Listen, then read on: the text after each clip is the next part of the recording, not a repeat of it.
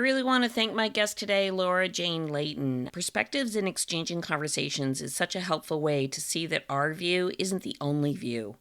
Our filter paints a very different picture, and that in itself is the awareness of all the possibilities we perhaps don't really consider. So thank you for choosing you today to join me here, my dear listeners. It is my hope and wish that you receive what you need to from these episodes. Please subscribe so you don't miss any new releases. Of course, share or tag a friend. The ripple effect just takes one small pebble to expand widely. So as always, you can follow me on Facebook or Instagram at Miel Fox, website www.foxdenenergetics.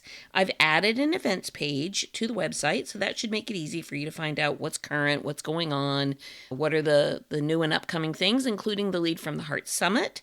That will be released April 1st. There'll be a link in there if anybody would like to sign up and join us. It is free.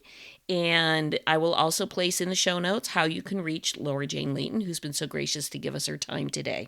So with that, I'm sending so much love to you all, and we'll see you at the next episode.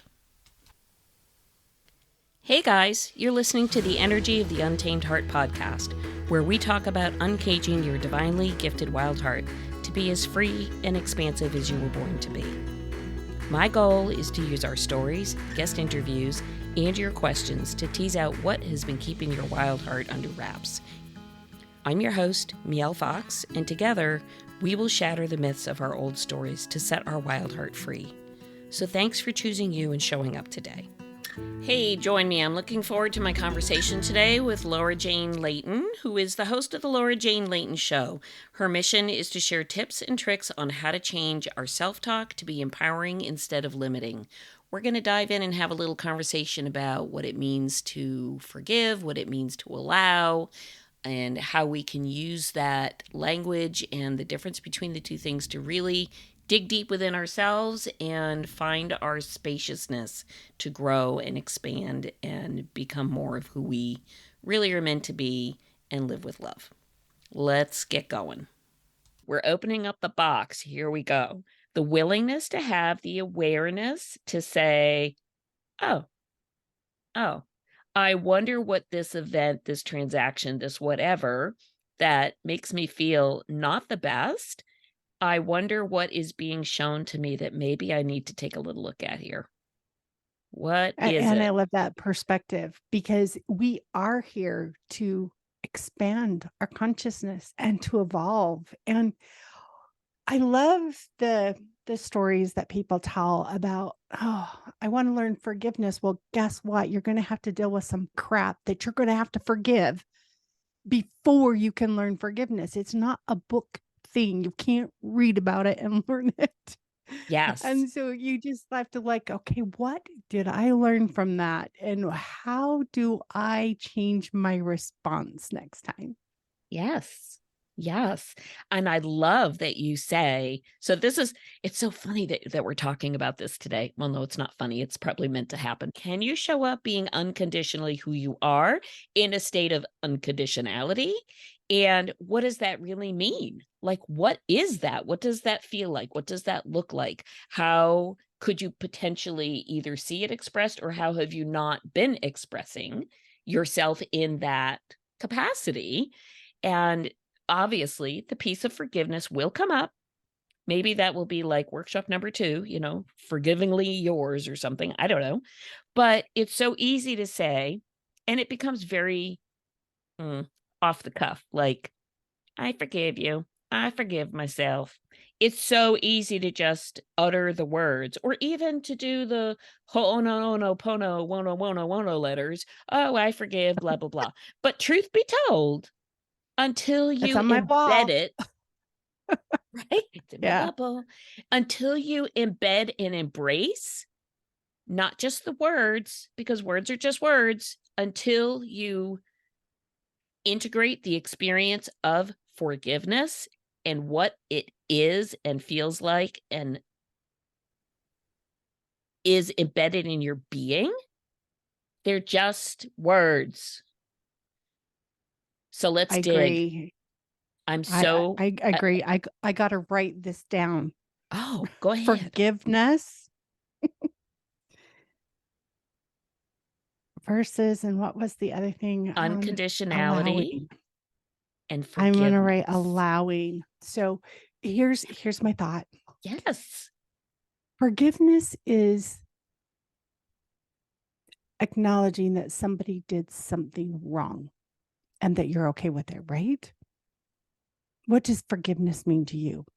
So, what I try to do is change up my words completely. I don't forgive people, I allow them to be who they are. I allow me to have a crazy response to the way they triggered or that external influence, but I'm going to allow them to be them. I'm going to allow me to respond crazy, and I'm going to fix my response. I'm going to work on my response. I can't change the external world. There is no reason in my book for forgiveness.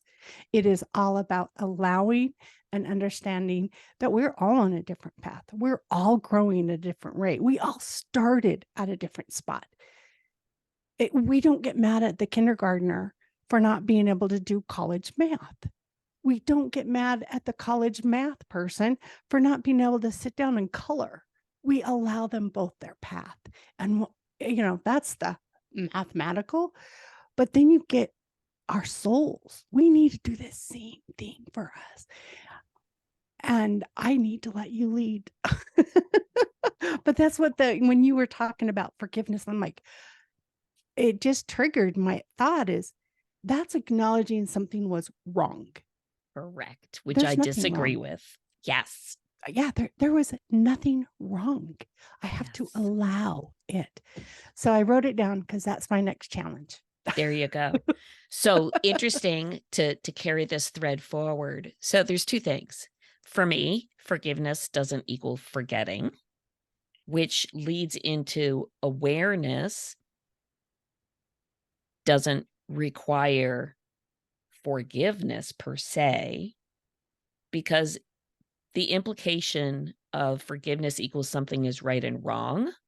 I'm not so sure that that's really the descriptor that I apply to the concept of forgiveness. And Mhm. this could go like super uber deep. I mean, if you really want to get really deep about it, my personal belief system is that we are all beings from source, from the divine, from God. We are all pieces of that. So therefore, there's never a need for forgiveness because we haven't been done anything in God's view, in divine's view, in universe's view that would require forgiveness. So that's like a human construct to me. Mhm. So there's this little internal battle because I'm like, okay, I'm a soul in a human body. My soul, my higher self, my true essence of who I am is not in need of any forgiving, but my humanness, who experiences human issues, human dualities, human polarity, human expressions and experiences of both good, bad, ugly, and beautiful, the human portion of me perhaps does need to have a little exposure to the concept of forgiveness. So your descriptor, your redescriptor of does forgiveness equal you're absolving somebody from a place of accountability, responsibility, guilt, right, wrong, or otherwise? I agree that's not the point. I feel that the point is to have an awareness that we are only accountable and responsible to ourselves for our own being, and everything external to us is serving as a reflection or a mirror of the thing that reminds us that we need to revisit within ourselves something that is in misalignment or disconnect from our true self, our true who are we in our heart? Who are we in our soul? How are we bringing our essence forward in the human experience? And so this leads to my next question. Why do you think, I'm- get ready with your pen, get your pen out, girl. So why do you think we talk about forgiveness? We talk about ways to create or develop or hone in forgiveness. We talk about forgiving others. We talk about forgiving the self. We talk about revisiting your inner child or your younger selves and offering forgiveness to that younger version who perhaps did or didn't know any differently in the moment and being sure to give support and love to that inner child, who at that point is truly, again, a human expression within a soul, or a soul within a human expression. Excuse me, I'm speaking backwards. But why do you think it is so complex and so difficult for us as souls in a human body to extend and integrate the true concept of forgiveness to ourselves? I think we have this concept of perfect. And you know what? What's really perfect is the growth, the change, the evolution. Once we acknowledge we have evolved, I learned from that child that doesn't know what I knew today, but without that experience, I wouldn't be who I am today. Do I like who I am today? Do I accept who I am today? And if not, that's what I need to fix, because everything in our past guided us to exactly where we are. And if we take that mindfulness of being present and allowing the past to have been our builder, I don't know how many times I've crushed everything I built and started over. Did that mean that it was built wrong to start with? No, it wasn't built wrong. It wasn't built incorrectly. I have now evolved to a new me. And we have our souls are like the sunshine. It shines bright. But we come in this human package that has its own things that we need to learn from. Do I have to hate myself because I didn't choose to support my body healthily? No, I learned all these experiences of being unhealthy have taught me so much. Does that justify doing stupid things? No, but I allow the path that I took to be the one that has brought the wisdom to my awareness, whether it be through source. I believe everything's that silent wisdom that source supplies it when you need it. And that I don't have to be as much book smart or as much study.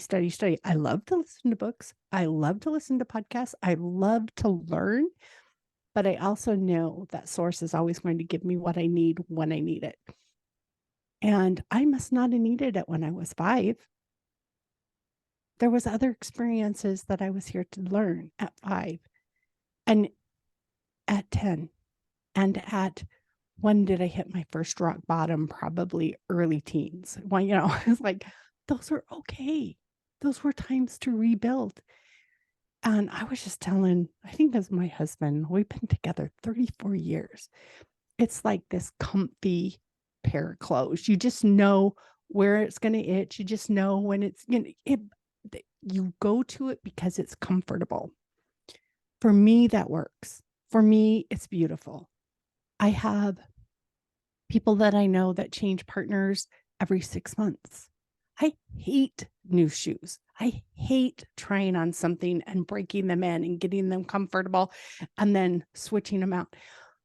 But think how much more they've progressed because they have gone through this growth period every 6 months. And I'm still in the same little growth process that started 35 years ago. It's like, but they're growing and they're changing and they're evolving and they're allowing themselves to experience some uncomfortableness in order to be a stronger them. So why would you beat yourself up for breaking up in a relationship? Why would you beat yourself up for not having treated yourself as good as you could have? Why?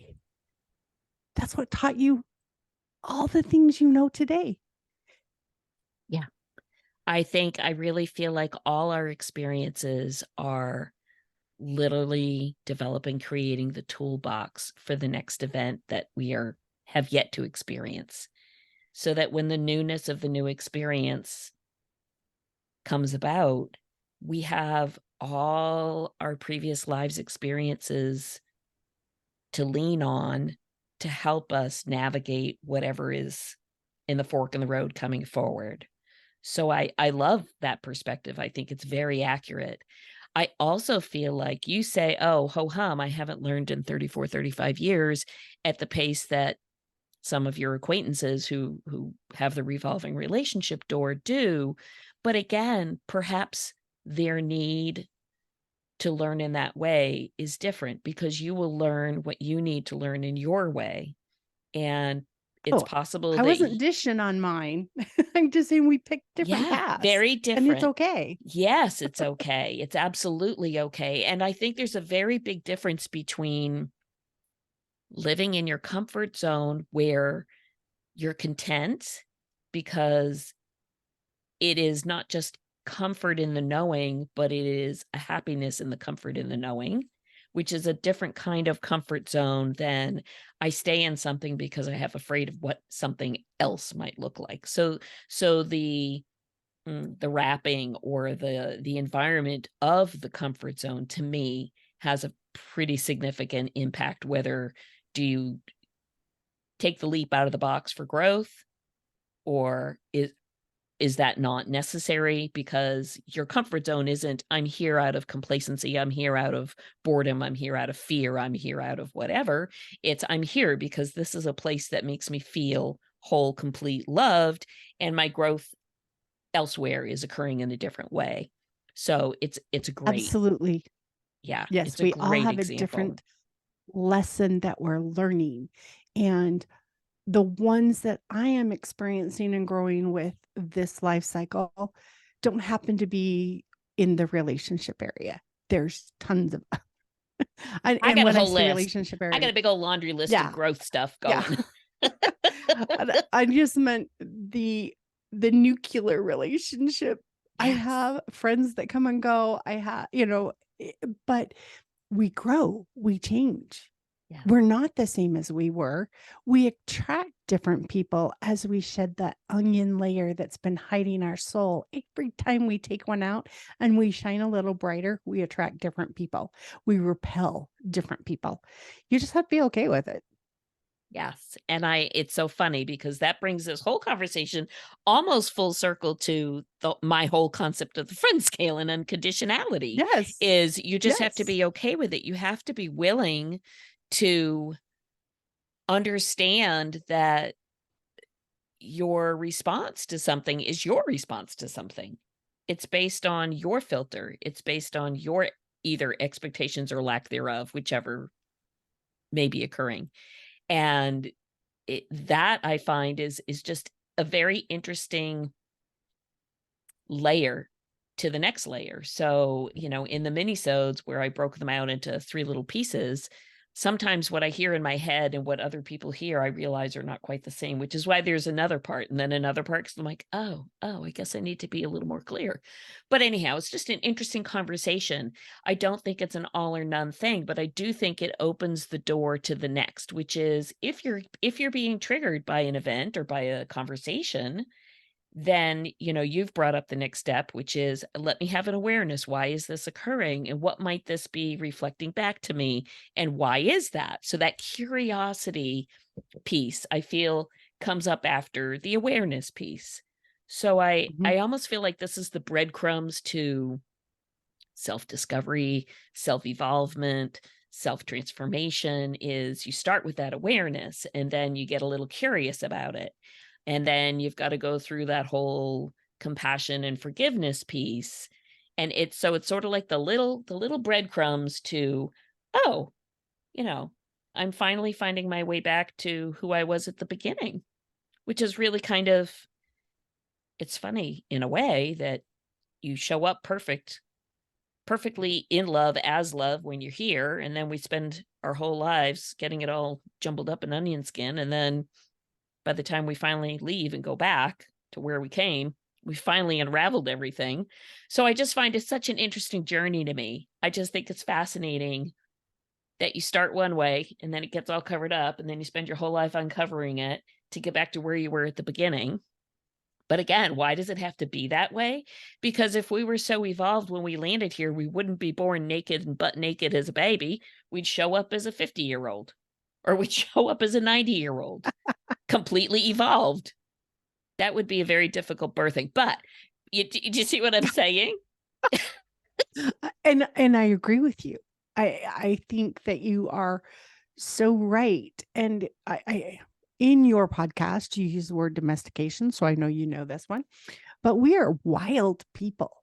We're explorative. We are here to be who we are, but we get born into these amazing, cute little bodies. And then we get domesticated. We're taught when to smile, when to talk, when to stand, how to do everything. And you're in 12 years or more of school teaching you to behave a certain way. You must sit 8 hours a day. You must do this. You must be educated or you're not right. And we have all these things that we're taught. And now, once you get to this point, you get to unlearn them. You get to go, you know what? If I'm not smiling, I don't care if someone else likes it or doesn't like it.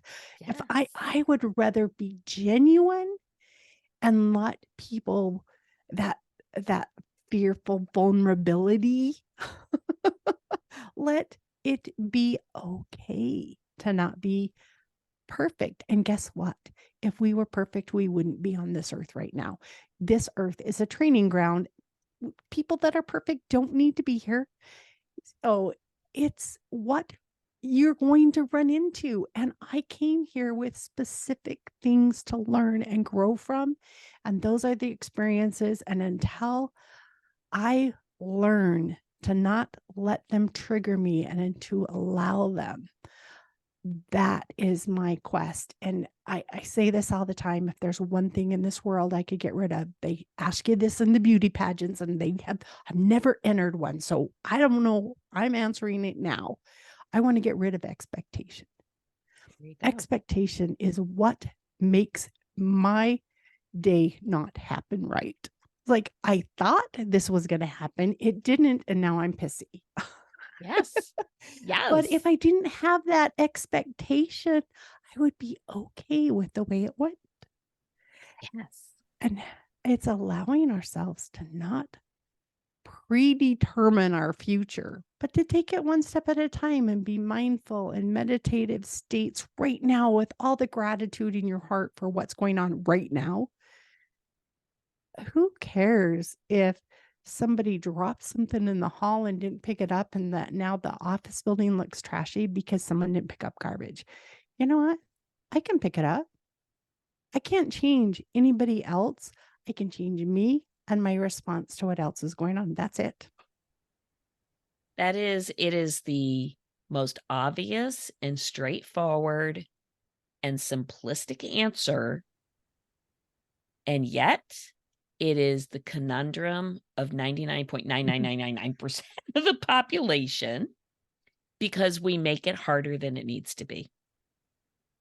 We make it harder with if and but. Those are your two big words that screw everything up. If and but. Hello. So what? Whatever. If and but don't need to be there. I wish would go away too. Right? Yes. So it's so funny. Get off your ass and do something. That's right. If you don't like it, take the inspired action and do something. So it's really interesting. I'll tell you, I have like all these funny little stories I wanted to share with you. So one is, I don't know if you are interested in numerology or not, but I'll just give you a quickie. So like I'm an advanced numerologist. Numbers are my jam. I love science. I love numbers. I'm also very spiritual and I have obviously very strong feelings about certain things.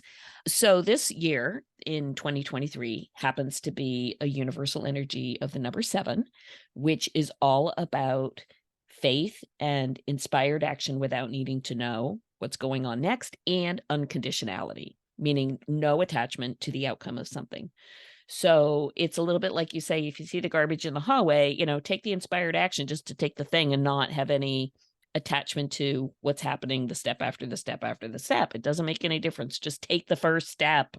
So I think a lot of times for many people, that fear that holds them from cracking the door to their heart to let a little bit of that light shine through is either the expectation, what does it mean if I do it? What's on the other side? I need to know. I need to control it. I need to have more than just the first step.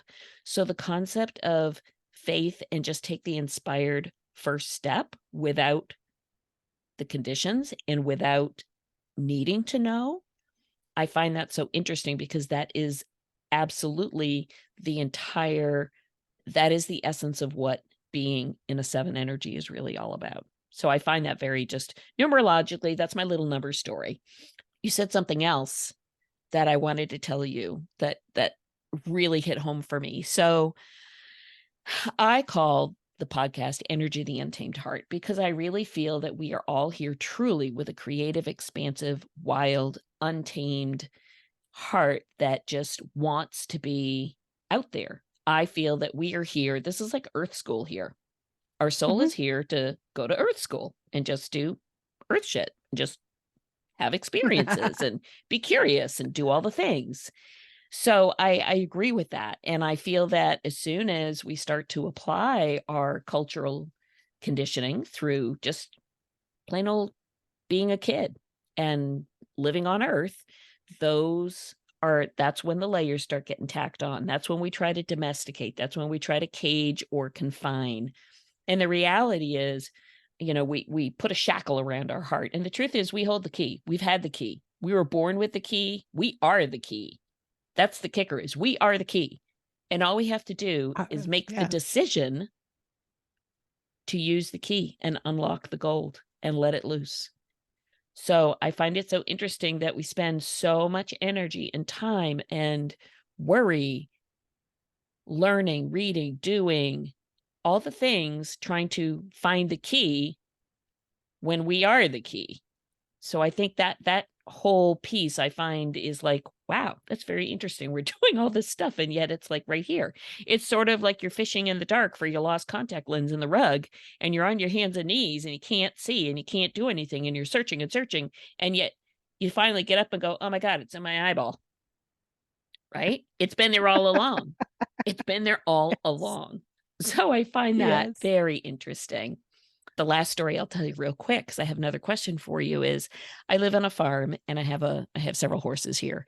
And a horse is absolutely another one of God's most amazing creatures ever put out there to teach us humans, not our souls, but our humanness, how to get in touch with our heart, how to get in touch with living in the moment, because their capacity for energetic exchange far exceeds a human's capacity for energetic exchange. Their electromagnetic field is far greater, far wider. It's more expansive than a human's by virtue of how they're put together. Translation: when you go to work with them, if you go out there with an expectation, oh, today I'm going to go work with Fluffy and we're going to do this, this, and this. Well, Fluffy may be on a completely different energetic wavelength that day. And where the conflict comes in, a little bit like the friend scale, is you go out thinking you and Fluffy are doing something. Fluffy's on a completely different wavelength. And now your energies, instead of going together like a nice dance, you're in contrast. Someone's tangoing and somebody's hip hopping, and the two pieces don't go together. Their being, their heart, their essence is not domesticatable at the core level. You can teach them things, you can train them to do things, but if you are not aware and honoring of the wildness of their being, not wild like, dangerous, just wild as in untamable, if you don't nurture that in them, you basically get a robot. An unhappy robot. So I feel it's the same with humans. If we squelch and try to domesticate that innate wildness, that innate beauty of who we are, then that's when we become a duller, less shiny version of who we really are. Yeah. It's really interesting how you see it everywhere around you. Yeah. And when you start talking at the energetic level, it's another reason we're attracted to certain things or do certain things. And you cannot judge why somebody else does something. So let's just kind of throw out, let's pretend like hate is a level 10 in energy, and love, let's pretend, is like a level 500. Somewhere in the middle is where we are, right? Somewhere in that, one day I could be teen and another day I could be a 200, and my energy levels change, but we attract the energy that supports it. So if somebody is always at that level 20 energy and you're at a level 200, you're going to shine way friggin' too bright for that person. But if you're a level 50, you're going to attract that person. That person's going to want to get, and not in a sucking away. Your energy doesn't disappear when another lower energy comes in, but it helps raise their vibrational pattern. So when we look at the energies of our soul, we attract people who need to be uplifted. You don't attract people who want to be brought down. Now, alcohol, let's say, is at a level 100. Why do you think someone who's in a hateful society and angry becomes an alcoholic? It raises their vibration. It gets them out of the 50 and into the 100. It brings them up. But if you're at 200 and you drink alcohol, it's going to lower your vibration. I cannot judge what somebody else uses supplements for, because they're using the one that raises their vibration. You can get angry at all the people who smoke pot, drink alcohol, do psychedelics, whatever. If you're not on their vibrational level, you will never understand their reason behind it. And that's another one of those things, is that unconditional love is unconditional acceptance of where that person is in their journey and allowing them to move forward. Yes, it's no fun to be an alcohol. Yes, it's no fun to be captured in by something that's controlling you, but it's making you feel better. The whole goal and the whole thing is to figure out a different way to raise that vibration. How do I do this without a supplement? How do I do this without having someone touch me physically? That is such a vibrational high. But if you're alone and you don't get it, you're going to find it another way.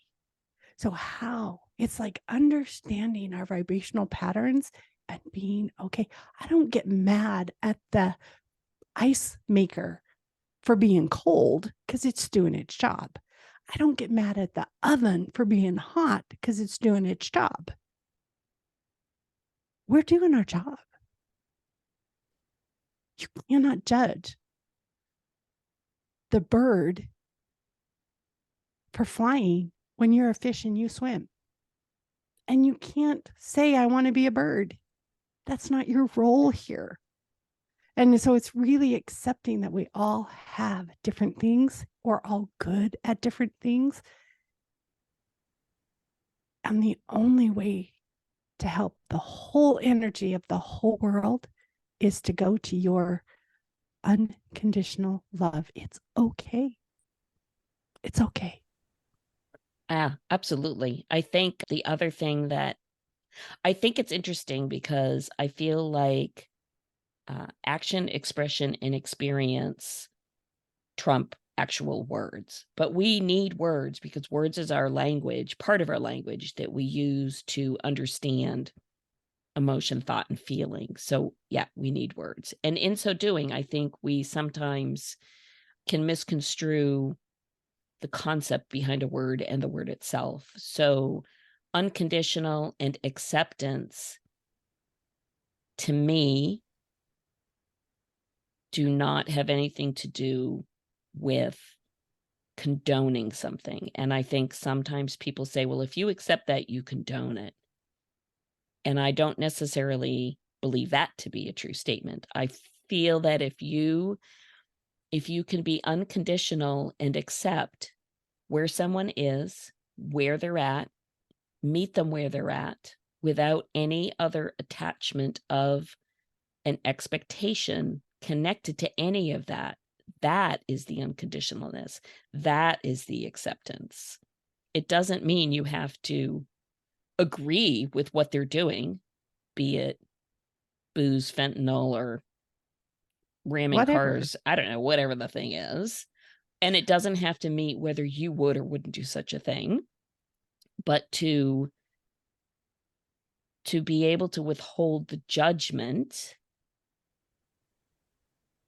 is a piece of the capacity of unconditionalism. And it's very, I will confess, complete transparency. There are things that go on in the world that I try really hard to just mind my own. But I do kind of talk inside my head like, wow, how does that happen? How can that be? How do I reconcile within myself to be compassionate and as understanding and accepting as I'm capable of being, when through the filter of what I'm seeing, it brings up other feelings of, oh my gosh, that just lands in the it's not okay zone in my world. And I think I'm kind of talking in circles because I don't really want to say any direct statements about anything, because again, that's not my place to say. But I feel as if my way to reconcile that is to not put my thought process, my feeling process onto somebody else about it. I can hold what I believe, but that doesn't make it right or wrong. I can tell you what my thought is on that.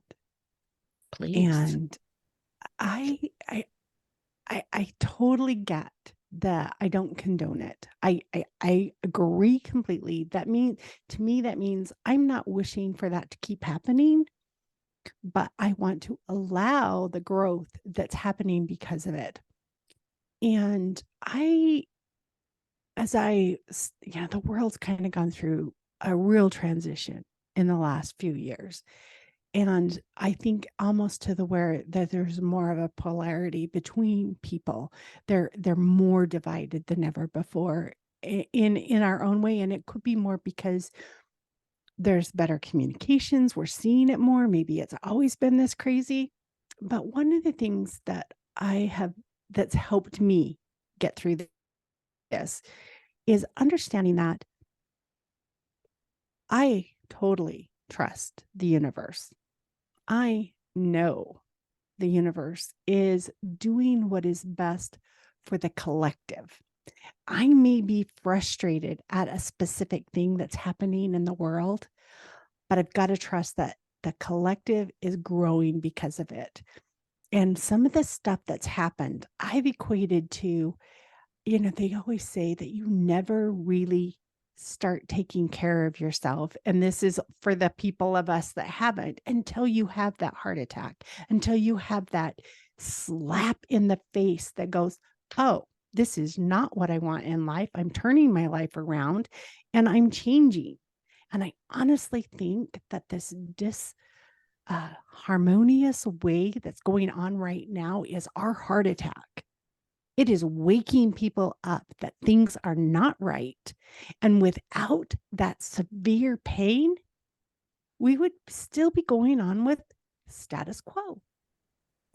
It's through the experience of the craziness that we go, not for me.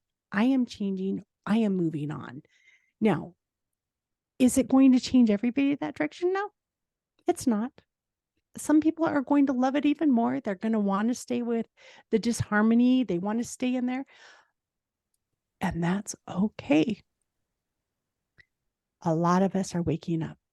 A lot of us we're not going to, I am not going to live in a world like this. And I am going to create my own society inside this little society I live in that is people that I know I can trust.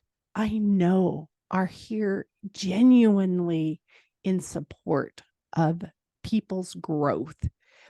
Yeah, there's people who are trying to hold us back. But without that, we don't get the strength. If nothing held you back, you wouldn't understand what it would be like to be free. If you were never caged, you would never know what it was like to be the difference of freedom. And so we've experienced the caging. It's now time to rip those bars off. And I started a book, so it's kind of funny that you've talked about this, is each of those bars are things that were expectations, those domestications, those things that we were told to do, that we do have the key to rip those off and change. And they're not holding us in. We're putting them there to protect us. Oh, I need to be liked, so I'm going to smile. Oh, I need to be liked. So here's another cage. Here's another thing. And all of a sudden, we caged ourselves because of the fear of being disliked, of the fear of not being accepted. And all of that comes because we don't truly love ourselves. And until you can learn to love who you are, there's not much you can do to love other people. Yeah, you can say you do. And you can think you do. It's like, I gave them all my water. I gave them all of my thing. But guess what? You've just shortened your life. So the second you give 100% of everything you have nothing left for you. The good news is you fill yourself up, there's always extra to give. There's more to give once you're full than there ever was when you were empty. Absolutely. You are a very wise soul. I'm so glad we did this. I just love talking to these wonderful people. It's like the best part of podcasting is the guests. Isn't it? It really yes, is. I love it. It's like, because you expand your consciousness, you expand your circle. And it's just like, everybody needs a podcast and everybody needs to have guests. Because so here I am generalizing everybody else, but that's where my energy comes from. So I hadn't really ever thought about, I'll make a podcast, but I'm a talker. And I thought, how can I reach more people? How can I, have these conversations? Because the reality is we don't know who's going to listen. Someone's going to listen on your end. Someone's going to listen on my end. Somebody might scroll and just come across it. And the conversation that we're having could truly save a life, change a life. I don't know. And if I can do that and expand the consciousness, not just for myself, but for others, just by being present, then I really feel that I'm fulfilling a piece of that purpose of why did the divine dump me in this body to do this and give me a voice and give me a platform and have me exist and live in a time when I can make a podcast. Otherwise, I guess I'd be shouting from a mountaintop. I don't know. But I just or think the one it's with beautiful. The printer press, or the one with, there's so many ways to get your message out there. Sure. That it's nice that there's this. I love the platform. I think it's a very wise way of being able to communicate. And I have to step back to what you said. I am not here to make anybody change. I am not here to say anybody needs to change. I am here to, okay, this is one thing that I love that Fort Riley says. And if you can look her up, but she says, I love you just the way you are, but I love you too much to leave you there. Right. We're not here to stay stagnant. We're not here to be exactly the same tomorrow as we are today. And having those people in our lives that love us just the way we are, yet are so excited for our growth and change, those are the people I love being around. And those are the people that are going to hear the message and start loving each other just the way they are, but also allowing them to change. Unconditional acceptance. What a great way to end a podcast. Laura, you're like an angel of wisdom. I love it. I think we all are. It's Yes. when we tune into the words. I have learned so much from my granddaughter. I've learned so much, it's like, it's not time here on earth that makes you wise. It Oh, is no. not education that makes you wise. It's your allowing that gives you the opportunity to just be the best you. Absolutely. I love this. So if people want to follow more along with you and your guests, follow you on your podcast, I'm assuming, is the best place. If you know Laura Jane Layton, that's how you find me everywhere. My Yeah. podcast is Laura Jane Layton Show. My LinkedIn is Laura Jane Layton. My Facebook's Laura Jane Layton.